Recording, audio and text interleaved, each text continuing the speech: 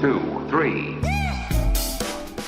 All right, ChatGPT, tell me a joke about an Amazon seller. Why did the Amazon seller bring a ladder to their office? Because their sales were through the roof and they needed to check the inventory at the top. All right, that's going to work for starting us off. This is going to be my year-end review video for 2024. This is the Smartest Amazon Seller podcast, or if you're watching this on YouTube, welcome. I put together a few ideas of how's 2024 gone? What are some of the big takeaways? Is the promise still true? Is the dream still alive? It feels like we talk about the Amazon dream the same way that the American dream. Sometimes it feels like it's still alive, it's still there, and sometimes it feels like, no, it's dying. Well, let's jump in and talk about 2024. I learned a lot, worked really hard, missed some expectations, but overall, you know what? I'm excited for 2025. I say bring it. So let's start things off. All right, let's click through this. Okay, so I'm stealing an idea from Marketplace Pulse. If you don't know Marketplace Pulse, it's one of the best publications around marketplaces in general. They talk about Amazon a lot, but it really feels like they talk a lot more about new emerging marketplaces and their place in e-commerce. And it focuses a lot. So they just did their year-end thing, and I wanted to highlight their main point and kind of give some of my comments and my experience. So they go, the three charts that align almost perfectly, showing that 2010, the year 2000, 2010s, like exports of goods from China just like skyrocketed, and so they're calling that era the made in China era. You might even describe that actually as like private label Amazon sellers, primarily like they do made in China. They slap a sticker on a product that is made in China and market it to the US. Now, there's a lot of skill in that. I know I gloss over what private label is, but I've seen this playbook 100 times. Like China is just like the manufacturer of choice, even though there are so many awesome manufacturers. There's even great manufacturing in the US. And I'd almost argue that the products manufactured in the US have other advantages, but that's not what this is about. This is the era of like what's the bigger trends. The second era is this sold by China. Now, this is later 2010s, where you sell the percentage of Amazon sellers that are based in China, just like really skyrocket from like 2015 to like 2020, where they are now 50% of Amazon sellers are based in China. That's insane. And actually, I released a report via Smart Scout that there are more, if you just include third-party brands, there are more $1 million brands in China than in the US by a large margin. I'd argue that some of those US brands are better brands. They average higher revenues, but still. So the second era is the sold by China. First we had made in China, then we had sold in China, and now 2024 is promoted by China. And the highlight here is the marketplace Temu. Shein's right next to it, but like the amount of like visitors that they get every month is just going up and up and up. And so this is a marketplace that is not only promoting Chinese sellers, but it's only promoting Chinese sellers. It is a Chinese seller marketplace, and that country captures the entire value chain of this. And so those are just the trends. That's what the data says. It's real. People just want inexpensive stuff. Temu is growing. I don't buy any products from that. Well, I bought some just to test it out and have fun, but I'm not likely to be a return buyer. I don't really care about small knickknacks as often, but hey, maybe I should. Maybe I'll save a few bucks if I buy from Temu. As noted, you must know that, like, just in the last month, Amazon has released its competitor, Amazon Haul. I did talk about that in another video about 3 weeks ago. They did an okay job. Actually, no, it still should be in beta. They should not let it leave beta. Amazon Haul is not good enough. Even the UI, the interface, is just doesn't feel like they put their A-team on it. It feels far from an A-team. It's like Amazon with like an emoji. So that's just a huge trend this year. And so, if you're an Amazon seller, what do you think about that? Well, I don't think this really affects resellers at all. Resellers generally sell name brand products, so we'll push them aside. I've spoken at great length, and actually I'm going to talk further about, I think the small private label seller is probably challenged by this more than anyone. If you're starting a new private label product, it's tough if you're just going to be playing the same game as others. If you're going to play the same game as the manufacturers in China that are going direct. So I think that is the most challenged person. I think big brands, they're still going to nail it. I don't think that Chinese brands will ever, become household names. It'd be very rare when they do that. They're just going to be products, which means that they could get disrupted by other Chinese sellers. So it's kind of a race to the bottom unless you are playing some of the high level games. And so another trend for 2024 is the increase of Section 3 suspensions. Section 3 is just a section in the terms of service where Amazon says that they could just suspend you for whatever. And it's been utilized more as just a catch-all for hey, we don't like what you're doing. We see something that we don't like. We're not going to explain it exactly. Sometimes they explain it, sometimes they don't. There's an Ames United speech from Joy Williams that I watched that I felt was really highlighted this. And what's kind of going on is your supply chain is getting scrutinized by Amazon. And I'm going to talk about why this is I'm talking about at the very end. I'm going to have some positives and negatives of the year. But I just thought this was a big enough one because it's really hurt a lot of people. And some of them kind of had it coming in a way that, they were sloppy and they were buying from suppliers that could not actually prove where they got it. There weren't any invoices. They bought it off of Telegram or Instagram or just a random list, someone that's giving them a list of ASINs being like, hey, you could get this for $3. That starts to feel like you're entering stolen product territory. And so you just want to stay away from that. And you want to make sure that your suppliers, they're just known. They have a website, their physical location, they have employees that you can find on LinkedIn. Little things like that will go to verify the goods. And so if Amazon does a check, that they can do that. That's the advice that Joy was giving. I thought this is a very big trend of this year, and it actually affects private label. I think the supplements world has really been pressed hard on this. Now, next big trend, Amazon Marketing Cloud, AMC. You're hearing this term a lot, and as they have made this product available for small brands, they've made it available to more people, and there's two parts to it.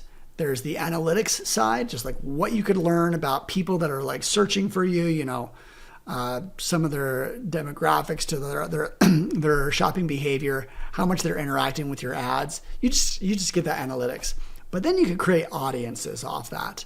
And there's various ways to engage with this audience through ads now. So feels like this has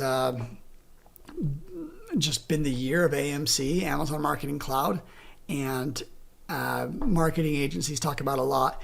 It is actually, I think, a reason to work with a service provider because they may already have collections of audiences that they just know how to be like, oh, you're in this category. Like, okay, well, these are the audiences that really perform best for you. You should invest in them. So kind of a new angle and a further way for an advertising professional to get more value. Now, bundles. The last 3 or 4 months, what has happened is bundles have been found to be very profitable. It's kind of a way for resellers to act like private label in that they could create their own listing. And you see this a lot in actually a lot of categories, but it's getting shut down in consumables. It's getting shut down that the bundles can no longer be custom made by the seller, and the brand has to just stay the brand. A seller can't create his own private label brand with a toothpick that's, the Scott Needham branded toothpick. Can't do that anymore. So bundles got a big update about 3 months ago. Then about 2 weeks ago, they got updated again as Amazon clarified some exceptions, and they will allow for bundles if you get a letter of authorization from the brand, and they'll allow for bundles and gift baskets. They gave a few exceptions, and then I think they said pretty clearly that in January this is going to start to get enforced. And so you're seeing a lot of sellers sell through their inventory, and clearly, I think the bundle strategy that people have been using, it's still totally viable in other categories. We're talking, I've seen bundles in electronics and music. Shoot, there's one brand that does. I've talked about them on the podcast. They do bundles for Fender guitar and just crush it. So that's one way in. Now, so I spent the Q4 really writing a lot more. That was kind of part of the reason for the change of the tone of the podcast, as I had more stuff that I can talk about. And I did one post that I heard someone say oh, that's really gutsy to do that. No, these are the market leaders that Helium 10 and Jungle Scout's search traffic is down over the last 2 years. And if both of their traffic is down in terms of branded search, that's a trend. That's not a knock on these companies. I'm just saying what the data has.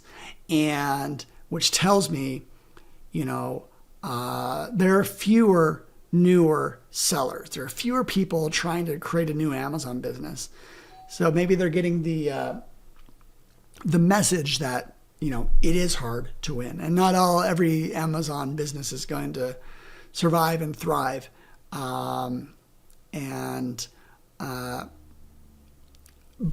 But in the last 2 years, I just have to say this, in the last 2 years, Amazon has grown if you do it collectively, about 25-30% from where they were what they did in 2022 to what they did in 2024.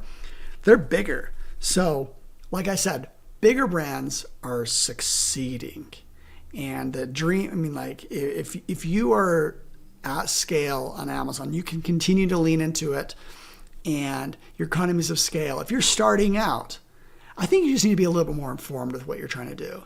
You need to be very aware of risks. This is an inventory business, and inventory businesses have a risk.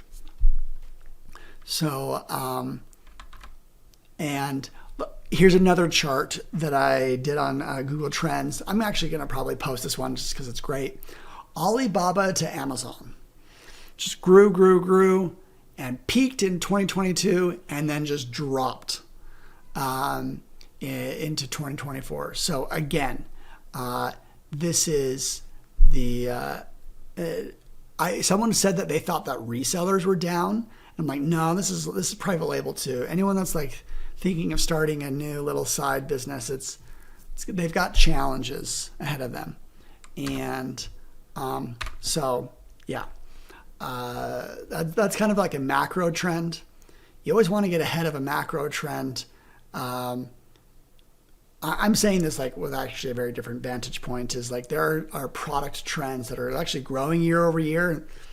It's always a good direction to build a brand because you want every advantage. You want the market to be getting bigger. It's harder to, it turns out the market that I sell to, sometimes it is new sellers.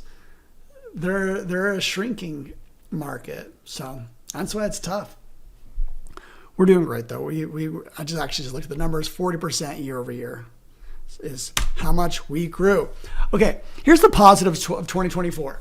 So fees are not going up into 2025, like the core selling on Amazon fees. There's a caveat to that. Turns out AWD, Amazon Warehouse and Distribution, some of those fees are going up. But that's great. We found that Amazon won't just, I don't even want to talk about fees. It's been so much. Okay, another positive, Amazon is still growing.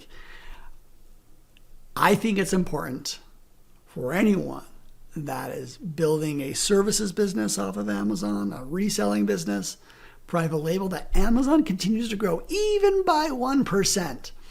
Because if the narrative changes against Amazon, that's not going to be, it'll happen one day. They'll have a down quarter where the marketplace, e-commerce maybe goes down. Maybe there's a recession. And like Amazon's so big that market forces are going to have their way. So that's possible. And when we get there, we'll figure that out. But like the fact that it's still growing, I think says that whatever positive feelings you've had about it, there's still truth to it.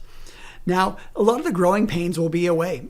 In 2024, Amazon redid their inbound. I've got another podcast episode coming out in January that talks further about that, but they made a lot of changes.